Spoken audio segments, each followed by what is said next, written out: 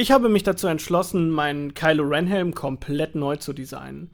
Das Chrom glänzt mir nicht genug, die Oberflächentextur gefällt mir nicht und der Helm ist ein bisschen klein. Um einen besseren Glanz hinzubekommen, habe ich mich entschlossen, Teile des Helms, das Visier insbesondere, auf einem Resin-Printer auf dem Elegoo Mars 2 Pro zu drucken. Dessen Druckbett ist etwas zu klein, deswegen habe ich die Teile hier zerlegt und klebe sie nachher zusammen. Hier druckt der große Teil des Helms auf einem ganz normalen PLA-Drucker. Hier seht ihr, wie die Resin gedruckten Teile unter UV-Licht aushärten. Der Druck ist einmal abgebrochen in der Mitte, deswegen muss ich jetzt 2 Teile zusammenkleben.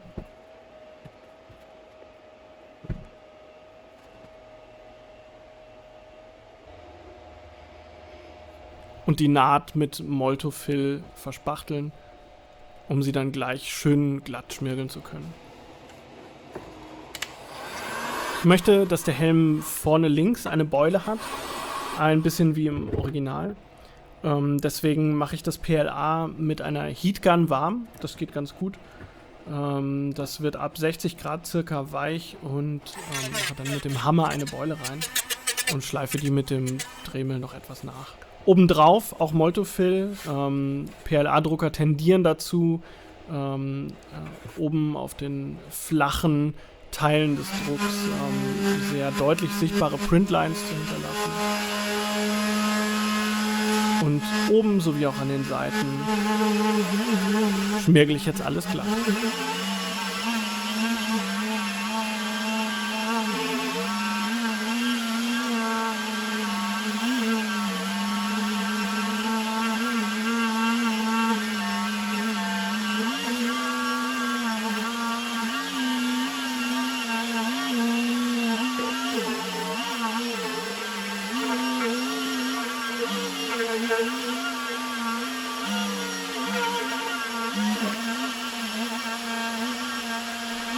Jetzt kommt die erste Schicht Filler Primer.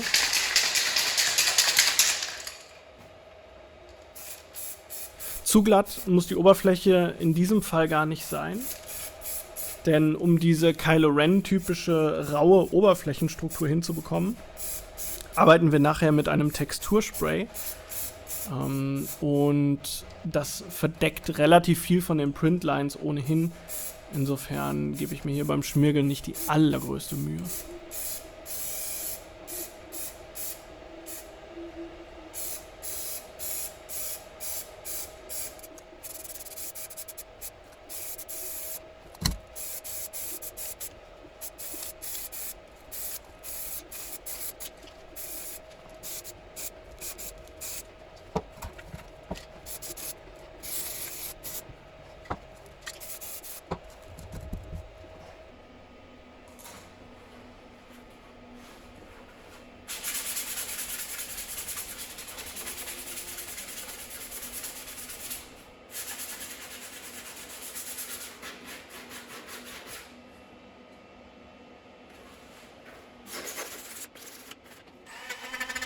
Kleine Details lassen sich auch immer ganz gut mit dem Dremel nachbearbeiten.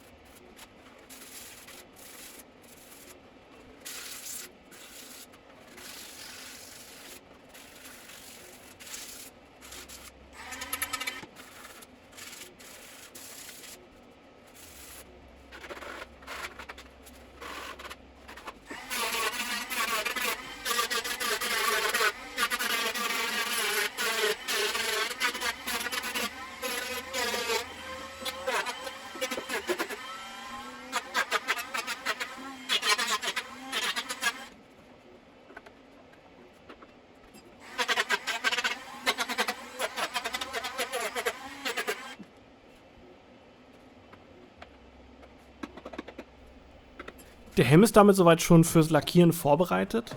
Kommen wir also zu den resin gedruckten Teilen. Zum Visier. Die Nase, die Partie um die Augen, die Nase auf der Nase und die Details um die Wangen und um das Kinn herum. Zunächst einmal gilt es, die Einzelteile, die aus Platzgründen nicht auf einmal gedruckt werden konnten, zusammenzukleben. Damit sie besser halten, werden die Klebekanten auch ein bisschen aufgeraucht.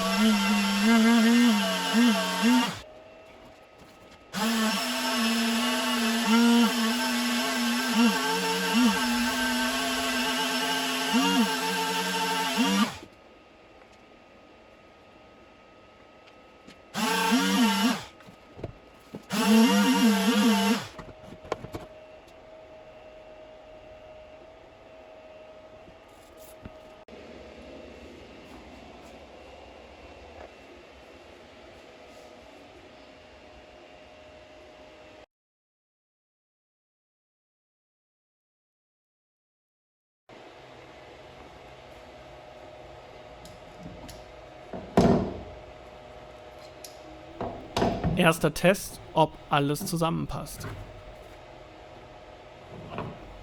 Vor dem Moment hatte ich richtig Angst.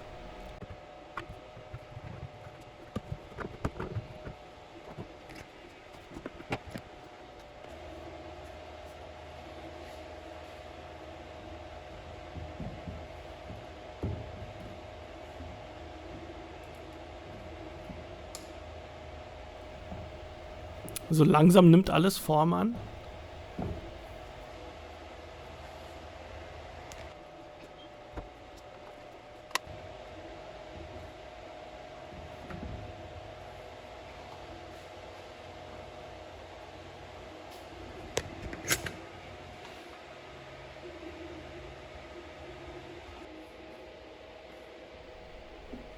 Und dieser Helm ist auch endlich groß genug für meinen Kopf.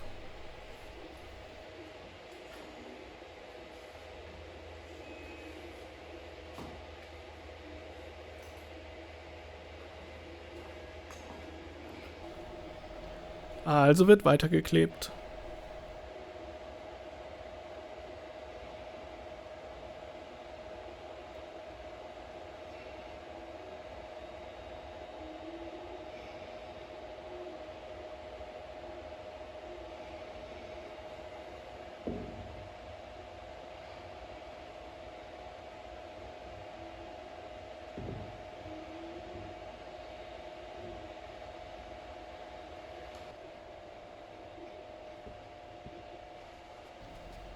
Die Nahtstellen wieder mit Moltofill verspachteln.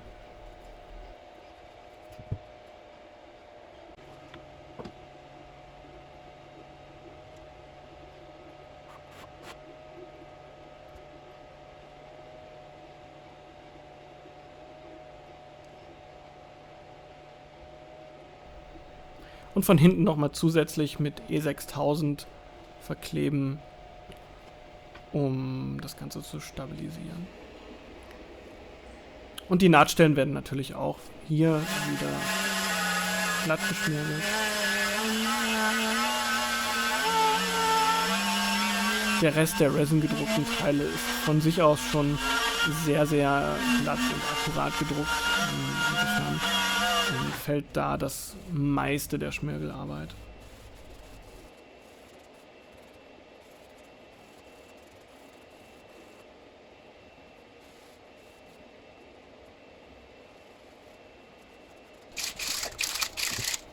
Und Grundierung auftragen. Damit sind Nase und Kinnpartie fürs Lackieren vorbereitet und es geht weiter mit dem Visier. Das Visier stellt eine besondere Herausforderung dar. Beim letzten Helm habe ich es mit Chrome Spray aus der Dose lackiert und es sah echt nicht gut aus.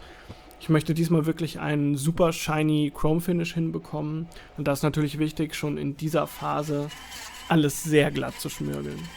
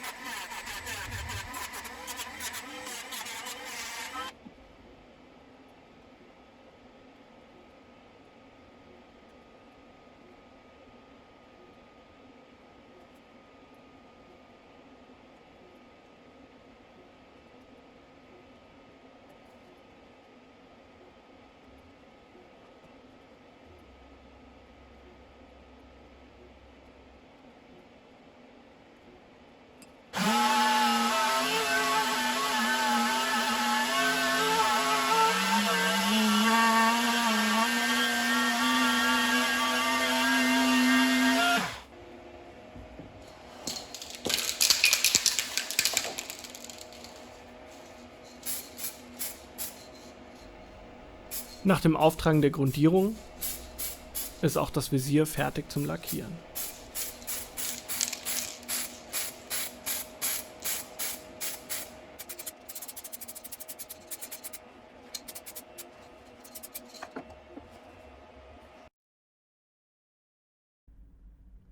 Wie angekündigt, der Helm wird mit einem Texturspray Sandstein lackiert oder grundiert.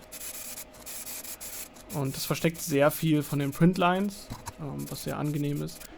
Ich habe es in 2 Schichten aufgetragen, gefolgt nochmal von einer Schicht Filler Primer, um der Steintextur dann doch so ein bisschen wieder die Spitzen und die scharfen Kanten zu nehmen, es ein bisschen abzurunden. Und gefolgt von 2 Schichten schwarzem Lack und Klarlack.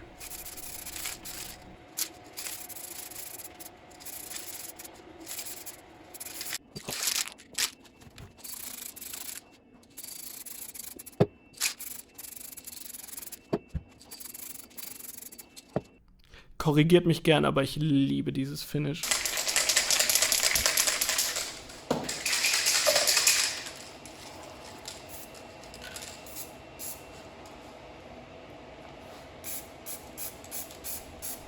Auch die Nasen- und Wangenpartie wird schwarz lackiert.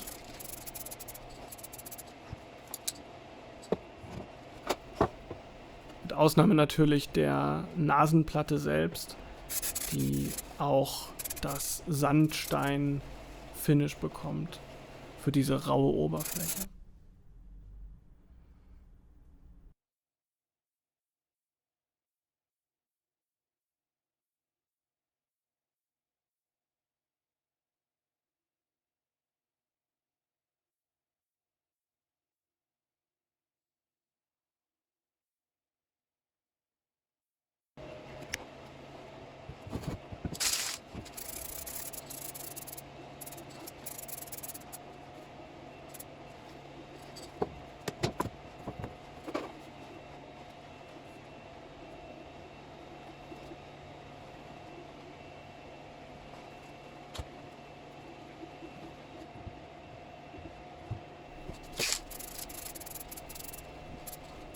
Die Heatgun unterstützt immer beim schnelleren Trocknen.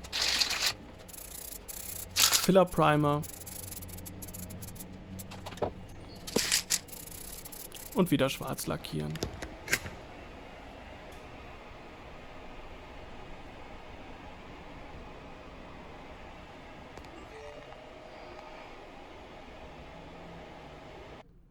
Und hier nochmal ein Close-Up von der Textur. Zum Schluss mit Klarlack versiegeln. Um nun das Visier schön glänzend in Chrom zu lackieren, werde ich meine Airbrush benutzen, zusammen mit dem Mirror Chrome von Molotov. Ich probiere das zum ersten Mal aus und hoffe, dass ich damit ein viel, viel besseres Ergebnis erziele als mit dem Chrome Spray aus der Dose. Zunächst einmal wird das Visier komplett schwarz grundiert.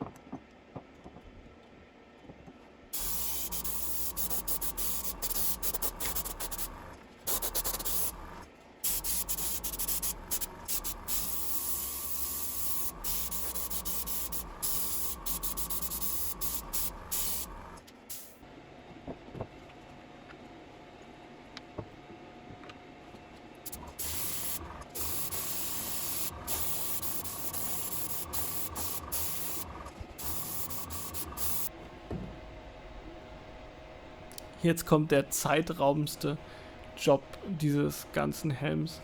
und zwar die feinen schwarzen Linien im Gesicht abkleben. Ich habe mir dafür so super dünnes und flexibles 2 mm Masking Tape bestellt. Das klappt auch echt gut. Viel, viel besser als mit dem breiteren Tape, mit dem ich das sonst immer gemacht habe. Aber es ist trotzdem eine unglaublich mühsame Arbeit, bei der ihr mich jetzt beobachten dürft.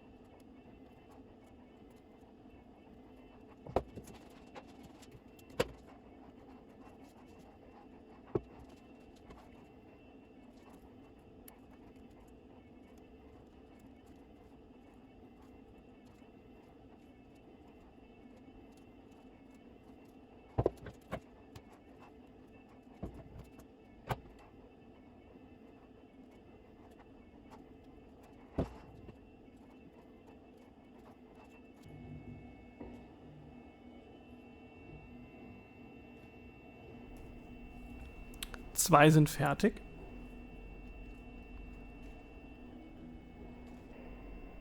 Aber die restlichen erspare ich euch.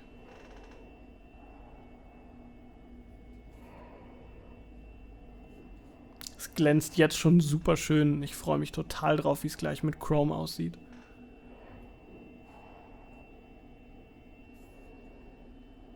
Da ist das Liquid Chrome. Und jetzt wird es mit der Airbrush aufgetragen.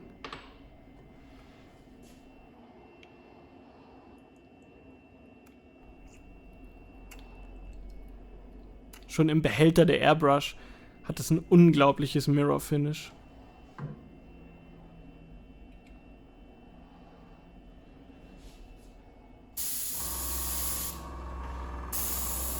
Meine Erfahrung ist, am besten ist es durchzuziehen und das komplette Teil in einem Durchgang zu lackieren. Tut man das nicht, hat man so an den Grenzen zwischen den einzelnen Parts, die man lackiert hat, immer irgendwelche Mattenstellen. Aber oben rechts in meiner Spiegelung seht ihr schon, dass es ganz gut funktioniert hat.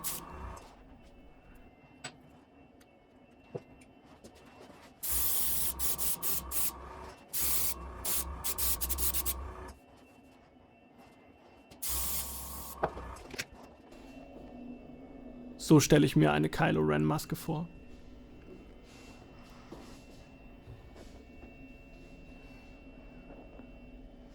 Ich kann es kaum erwarten, das Masking Tape abzuziehen.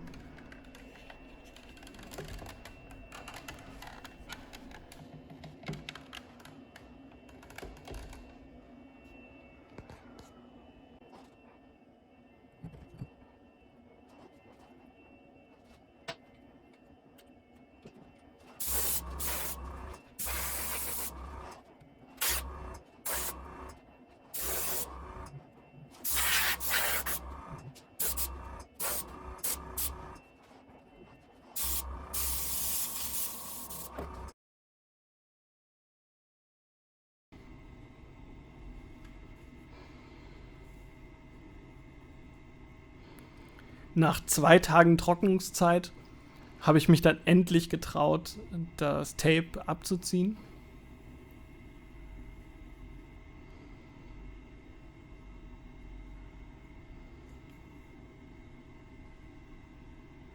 Möglichst ohne zu viele Fingerabdrücke auf das sehr, sehr fragile Chrom zu machen. Und das Masking Tape hat echt super gehalten. Es sind 3, 4 Stellen, wo es ein bisschen durchgeleakt ist. Aber nicht viel.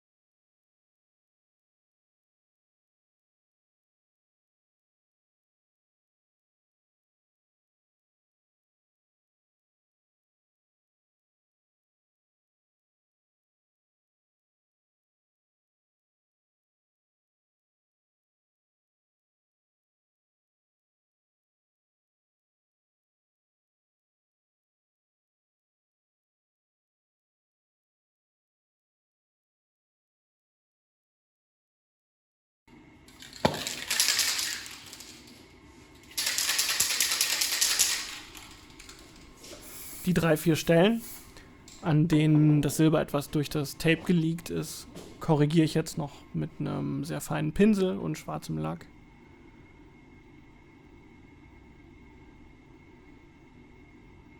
Und einer mehr oder weniger ruhigen Hand.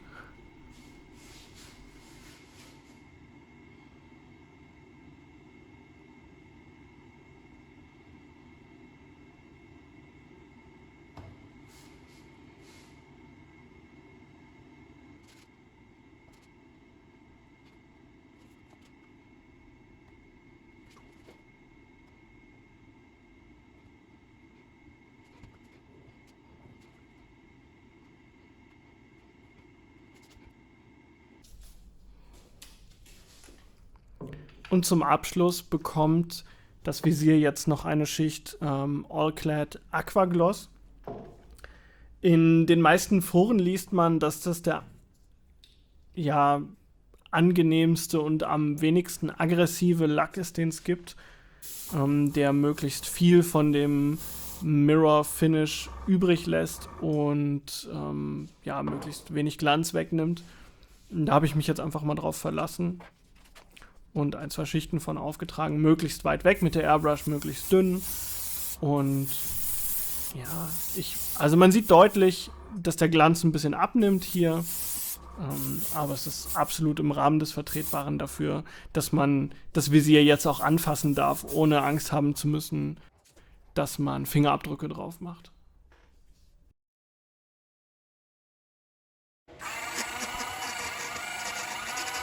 Hier die fertig lackierten Teile werden jetzt noch ein bisschen beschädigt, geweathert, ein bisschen die Ecken abgeschlagen, ein bisschen Kratzer und Löcher reingemacht. Hauptsächlich mit dem Dremel.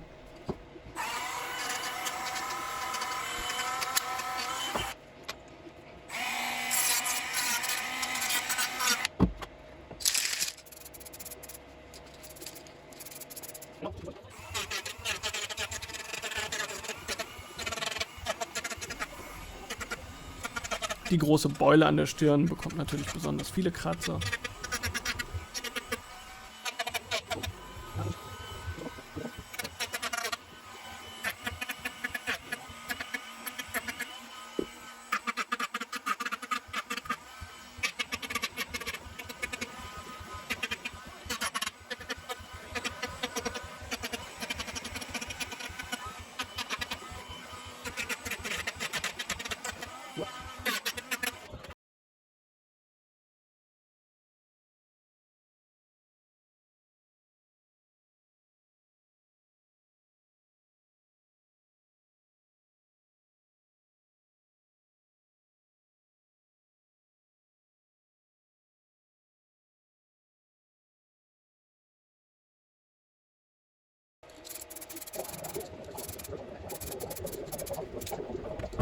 Und die Löcher werden wieder schwarz lackiert.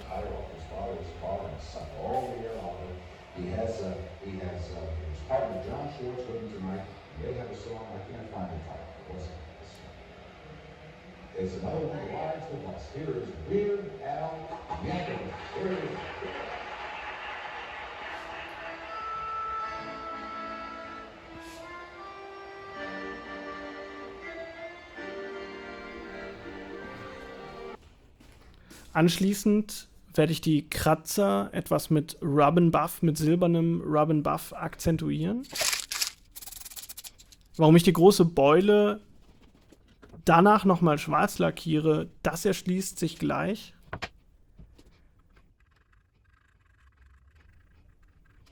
Vorher akzentuiere ich hier die Kratzer noch ein bisschen mit dem Pinsel. Und natürlich die Kanten des Helms, an denen sich natürlicherweise die schwarze Farbe zuerst abnutzen würde.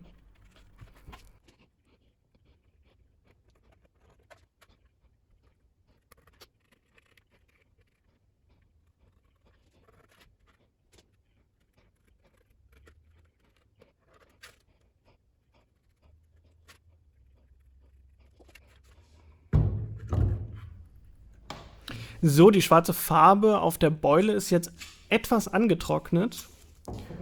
Und jetzt seht ihr, warum ich sie nochmal überlackiert habe. Und zwar hier kommen 2 Streifen Klebeband ins Spiel. die ich jetzt möglichst fest auf die frisch lackierte Stelle aufdrücke.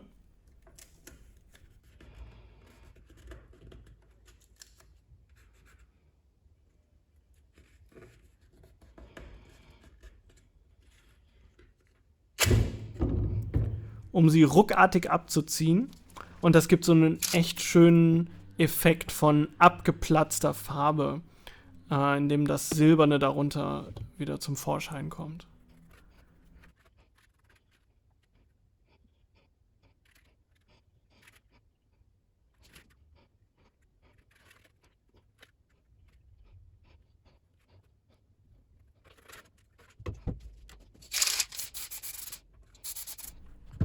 An einigen Stellen ist mir das Silber ein bisschen zu intensiv geworden.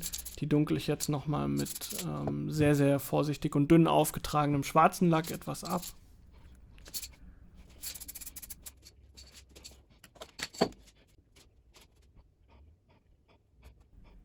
Und dasselbe passiert an der Nasenplatte. Auch hier werden die Beulen natürlich akzentuiert. Und die Ränder.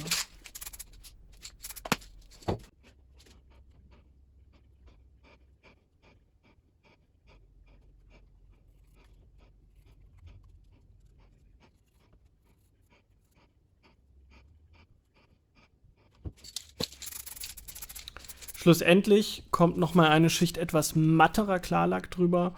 Mir war das Finish ein bisschen zu glänzend für einen Kylo Ren Helm. Insofern, auch um das Weathering nochmal hier zu schützen, noch eine Schicht Lack. Alle Teile sind lackiert. Jetzt beginnt das finale Zusammenbauen.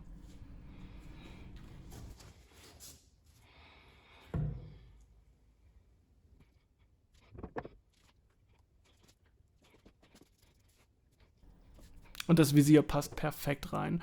Obwohl beide Teile auf unterschiedlichen Druckern gedruckt sind, auf einem PLA und auf einem Resin-Drucker. Ich war selber total erstaunt.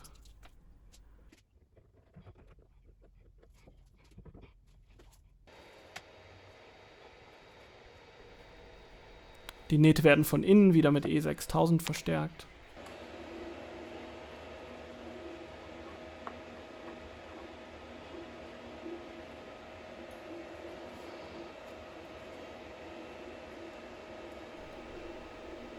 Und ich bin sehr froh, dass ich das ABS-artige Resin von Elegoo genommen habe. So lässt sich die Kieferpartie hier noch ein bisschen zusammendrücken, um besser in die Passform reinzupassen.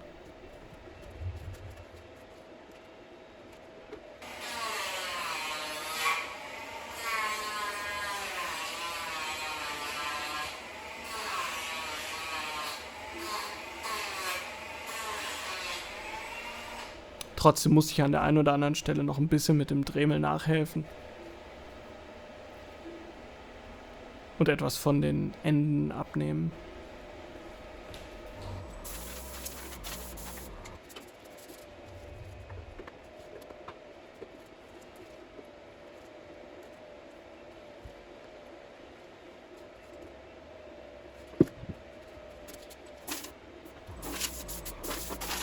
Zwischendurch mal mit der Airbrush sauber machen, dafür ist die auch sehr gut geeignet.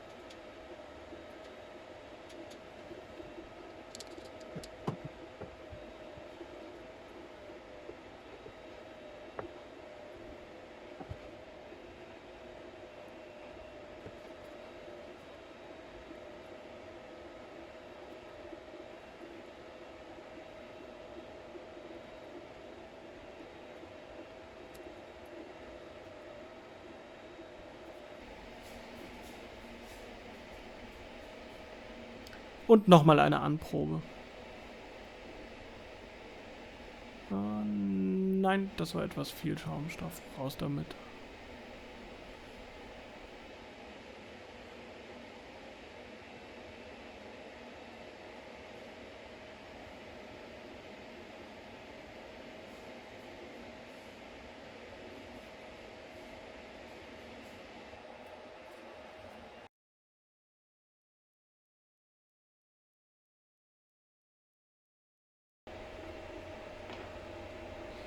Damit bleibt jetzt noch die Innenauskleidung. Schaumstoff, damit der Helm nicht runterrutscht. Ein Magnet, damit die Kapuze gut hält, die einen korrespondierenden Magneten besitzt. Und noch ein bisschen Stoff für die Wangen und natürlich das Visier.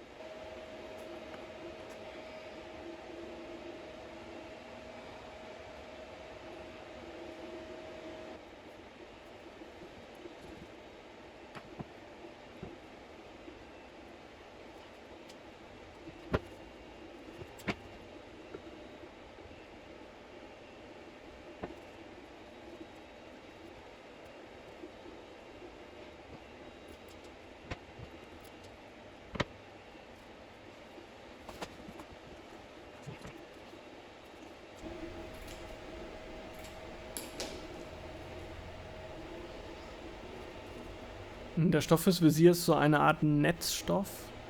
Relativ durchsichtig, aber dreimal gefaltet ist das ziemlich blickdicht von außen und erlaubt von innen immer noch eine gute Sicht nach draußen.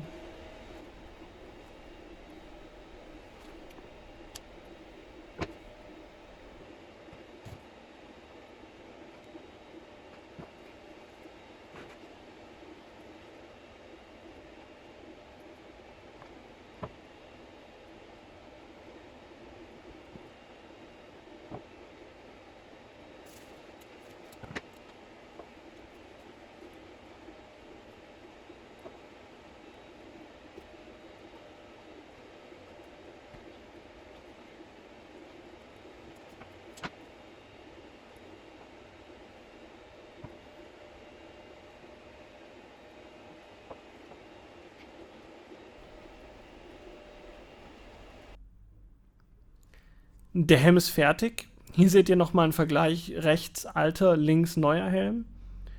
Die viel, viel schönere Textur. Das viel glänzendere Visier.